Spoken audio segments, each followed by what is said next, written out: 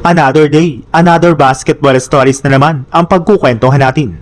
At ngayon nga ay pag-uusapan natin ang balitang may tatanggalin pa nga po ngayon ang Golden State Warriors at ang balitang minalas lang naman nga po ang kupunan ng Houston Rockets.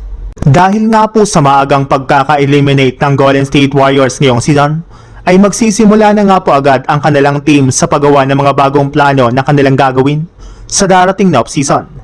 At since nga po hindi naging epektibo ang kanilang kasalukuyang lineup, ay no choice na nga po ang Warriors kundi baguhin ito. At sisimulan nga po nila iyan sa pamamagitan ng pagtanggal ng ilan sa kanilang mga manlalaro. Sa ngayon nga po ay may ilang mga players na ang Warriors na papasok na bilang unrestricted free agent sa off-season sa pagtatapos ng kanilang kontrata. At kabilang nga po sa mga magiging free agent ay sina Kristaps Porzingis, Gary Payton II, Quentin Post, Seth Curry, at si Pat Spencer. Pero inaasahan pa rin nga po na dalawa lang naman sa mga nabanggit na player ng Warriors ang posibleng hindi na bumalik pa sa kanilang lineup kagaya na lang ni Pat Spencer at si Seth Curry. Gagamitin na lang naman nga po nila ang kanilang dalawang pwesto para makakuha sila ng mas magagaling na player na makakatulong sa kanilang kampanya sa susunod na season. Sa ibang balita naman, dahil nga po nakuha ng Lakers ang panalo sa kanilang Game 1 ay sila nga po ang may hawak ng momentum sa kanilang serye.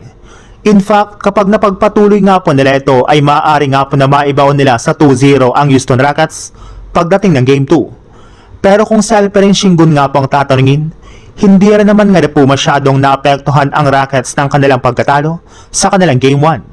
Sinabi nga po nito sa kanyang interview sa media na first game pa lang naman nga po iyon at sinwerte lamang nga po dito ang Lakers. Sa madaling salita, minaliit nga po agad ni Alperen Sengun ang panalo ng Lakers sa Game 1 since nanalo lang naman nga po ang Lakers dahil sa hindi pagpasok dito ng kanilang mga ginagawang tira. Hindi na nga po iyon mauulit pa sa kanilang mga susunod na game sa kanilang serye. At pinangako nga po nito na babawi na nga po sila sa kanilang darating ni Game 2 since gagawa na nga po sila dito ng mga adjustment para maisaayos ang kanilang depensa.